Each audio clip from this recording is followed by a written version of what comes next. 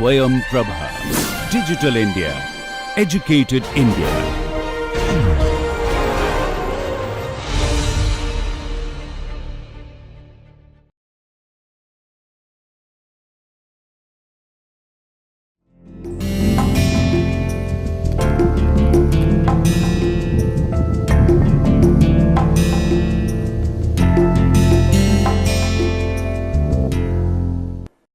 Hello and welcome to this manufacturing process technology part 1 module 18. We were discussing about the two different cases of vertical gating and the bottom gating system, and we recorded that the time of filling in both the cases could be found out from two different approaches without considering friction.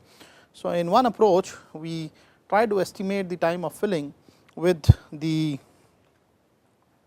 values which comes because of the bottom gating system, and this TF came out to be the area of the mold per unit area of the gate by into times of 1 by root 2 g times of twice root of HT minus HM, where HT is the height of the pouring basin above the datum line, HM is the height of the mold above the same datum line. In the case of vertical gating system as done earlier, the total time of filling was recorded as the volume of the mold times of the gate area times of gate velocity V3, and this was recorded as only Ag times of twice root GHT.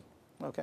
So there is little difference in the way that they have calculated and also the estimation of the time of filling, and we tried to discuss a numerical problem where we would assume a certain gate region, and in one case a bottom gating system and another case a top gating system, and then actually physically try to calculate what is the time of filling of both the molds. So let us do that. So in this particular illustration, as you can see, the top gate has a diameter of 5 centimeter square, and we can say that supposing we wanted to calculate the velocity head V3 at this particular point right about here, let us say this is the point 3.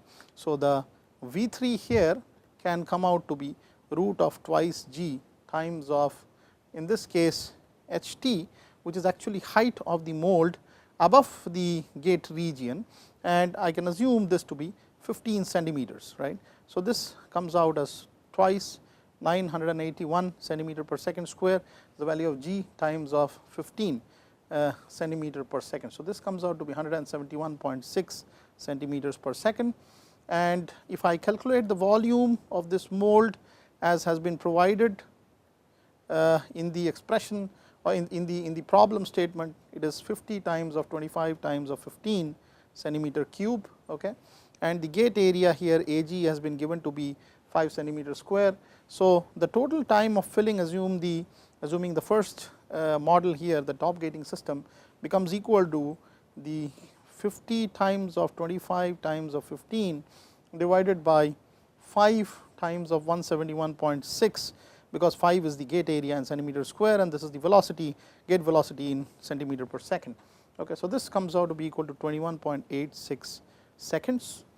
And the other example problem here for the bottom gating system shows that here the HT equals to 15 centimeter and HM equals to 15 centimeter as well. So the mold height is the same as the height of the riser, and so therefore again if I use the equation 2 here, which was about how TF would be calculated as area of the mold by area of the gate divided by 1 by root of 2g times of twice root of HT minus root of HT minus HM.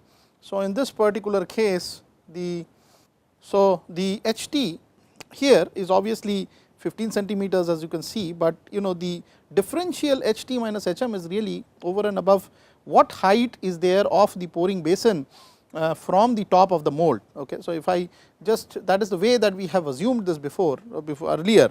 If you may look at the problem statement here, this HT minus HM really is the height from the top of the mold all the way to the top of the pouring ladle. Okay.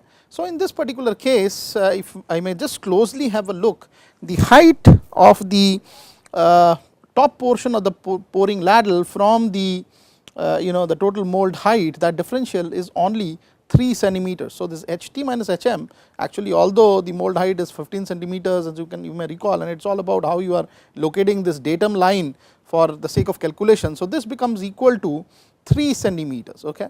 So, I have Tf found out as 50 times of 25 divided by the gate area, which is again 5 times of root 2 divided by root of 981, that is root 2 by g coming out of these two terms, okay, times of root of 15 minus root of 3, which in this case becomes much higher, 43.71 seconds. So, you can see that merely by changing the gating system from a top gating to a bottom gating system, obviously the metal enters the mold much slower, and the overall time that is needed by the metal to fill up the mold is much higher. Okay. So, having said that, that is how the gating design system works, and then there are very intricate problems associated with casting, and one of the problems which generally come is called aspiration, and there is a particular energy balance crisis which will be created, which is going to kind of in-gas or maybe just pull out atmospheric air or dissolve the gas around in the whole casting material in the liquid metal. Okay. And mold is carefully made permeable with the viewpoint that all the gases which are dissolved should go out rather than gases being taken in. So, for a mold made of permeable material, you should take care that the pressure anywhere in the liquid metal stream does not fall below the atmospheric pressure. So, obviously permeability is more to ascertain that the pressure inside is more than outside, and then the gas actually which is desolubilizing should be able to escape. But it should not be that by engineering design you are able to make some shape or size or venturi where it is the other way around and the pressure inside falls below the atmospheric pressure, so that there is a in-gassing of the atmosphere into the mold. So, this effect is known as aspiration, and it is actually only an effect created by geometric considerations, and how it is created can be just illustrated particularly in the vertical gating designs. And if I just look at how a vertical gating is again going to happen, let us say for example, this is the pouring basin, okay, and we are trying to pour the liquid metal through a vertical pipe into the mold kept right about here, which is also open to atmosphere. And I think I had done this calculation earlier, that how the time of filling etc. could be estimated. But there is a problem, there is a potential problem which happens because of the way that these energy balance equation is applied at the various zones of the mold. So, there were 3 zones which were of importance to us, 2 zones which were of importance to us. One was the zone 1, which was at the top here, and then we calculated that all the way to the gate region, that is zone 3, what is going to be the velocity based on this zone 1. Okay.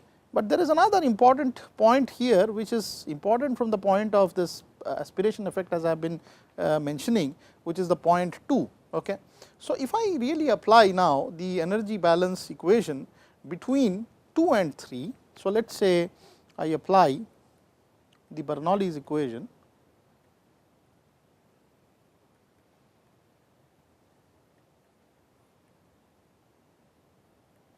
between 2 and 3,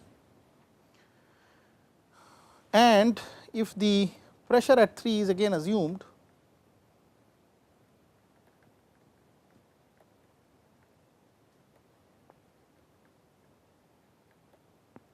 to be the atmospheric pressure,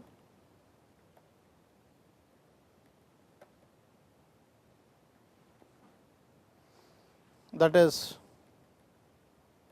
P3 equal to 0, then P2, which is actually the pressure in this particular zone right about here, becomes can be obtained from the energy balance equation. So, I assume that because this is a tube of constant cross section or constant diameter, the velocity of 2 should be exactly equal to the velocity of 3. So, V2 equal to V3, because there is no change in the cross sectional area, and so if a constant discharge is assumed and there is a continuity which is assumed of the material, then there should not be any change in the velocity of V2 vis-a-vis the velocity at V3. And if I apply between 2 and 3, the energy balance equation becomes GH2, which is actually the height of the point 2, as can be seen here. From here to here is height h2, and from here all the way to here is height ht. Okay. So, GH2 plus the pressure at 2 divided by density of the liquid metal rho m plus V2 square by 2 becomes equal to the pressure at 3 by rho m plus V3 square by 2, and if V2 equal to V3, these guys go away and we are left with the simple case that the pressure at 3 obviously is the atmospheric pressure, P atmosphere. So, the pressure at 2 or the gauge pressure at 2, let us say P2 minus P atmosphere, the gauge pressure at 2 becomes equal to minus GH2. So, this is actually a negative pressure at 2, and it will actually pull on all the gases from the atmosphere, which is either solubilized in the system or also in this particular permeable mold and through this permeable mold. And so, there is going to be gas accumulation in this region because of a negative pressure, which is lesser than the atmospheric pressure. So, how do you solve this problem is a very critical question. So, hence now you design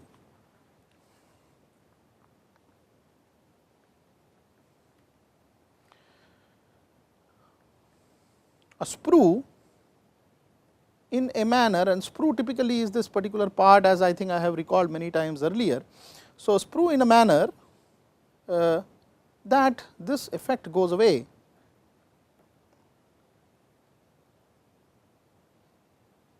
and the pressure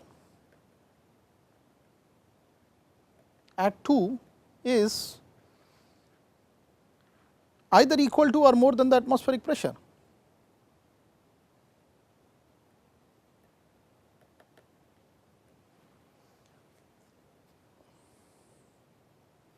So, the only way to do it is to taper the sprue. Let us assume the limiting case where the P2 is equal to 0 and not negative, that means it is same as the gauge pressure. So, the gauge pressure is 0, or P2 minus P atmosphere is basically equal to 0. So, assuming that in this particular equation again all the way here, and I do not assume V2 equal to V3. So, let us not take V2 equal to V3 because of the tapered design of the sprue. So, I would have GH2 plus P2 by rho m, which is 0 in this particular case, plus V2 square by 2 equals the atmospheric pressure, which is now baselined. So, we take this gauge pressure at 0 at 3 at 0 is V3 square by 2. So, in other words, we are having V3 square by 2 becomes equal to V2 square by 2 plus GH2. Okay. And from the principle of continuity, obviously, if instead of this I design something like a tapered sprue like this, which is going into a mold, then obviously if the area here is A2 and the area here right now is A3. So, A1 A2 V2 should be equal to A3 V3 from continuity equation. Therefore, V2 can be represented as A3 by A2 times of V3, which is actually equal to some aspect ratio here R, okay, or you can say that this is the aspirator ratio R, A3 by A2 times of V3. So, if I substitute this back into the equation here, we get V3 square by 2G becomes equal to H2 plus R square times of V3 square by 2G, or in other words, the aspiration ratio that is needed R square is 1 minus twice G H2 by V3 square. Okay. So, that is how you basically design an aspirator, which is represented more simplified manner in this particular figure here. So, you have designed a tapered sprue and you have applied the Bernoullis, so that the R becomes equal to root over Hc by Ht. So, from the earlier example problem, I already have told you this R square to be equal to 1 minus twice G H2 by V3 square, and you know that the gate velocity V3 is twice G H T, as that is how it has been estimated. So, you can have the R square to be equal to 1 minus twice G H2 by twice G H T. So, which becomes equal to H2 minus H T minus H2 by H T whole under the root. Okay. And H2 minus H T minus H2 is really this particular height, you know, H c, which we are talking about. This is H2, if you may remember. So, we have R as root of H c by H t. So, whatever be the between the pouring basin height and the height of the differential height of the basin over the sprue. Okay. So, that root of that determines what is the aspiration ratio R in this particular case. So, it can easily be seen that the V2 mostly occurs like a shape of a free falling stream, because obviously it is twice G H c to the power of half, and H c is basically this height right here. In the same manner, by applying Bernoulli's between the point 1 and 2, you can apply and calculate. Similarly, V3 again between V2 and V3 is actually becoming 2 G H t whole under the root. So, again a freely falling stream height. So, ideally the sprue should be shown by the sort of solid lines which you can see here, because then it will generally follow that under root equation and be like a freely falling stream. But when the pressure throughout the stream, then you can say that throughout the stream the pressure is actually atmospheric pressure. Okay. But it is safer and easier to construct a straight tapered sprue as has been seen by these dotted lines here, because following this curve and equation, so that I can get a curved profile becomes a little cumbersome from operational standpoint. So, with this I think I will try to end this particular module, but in the next module we will try to get another factor into modeling of the castings, which is the friction factor, which you will see changes the paradigm quite a bit, and then the time of filling etc. gets altered heavily because of that friction factor. So, with this I would like to end my lecture today. Thank you for patiently listening to it. Thank you.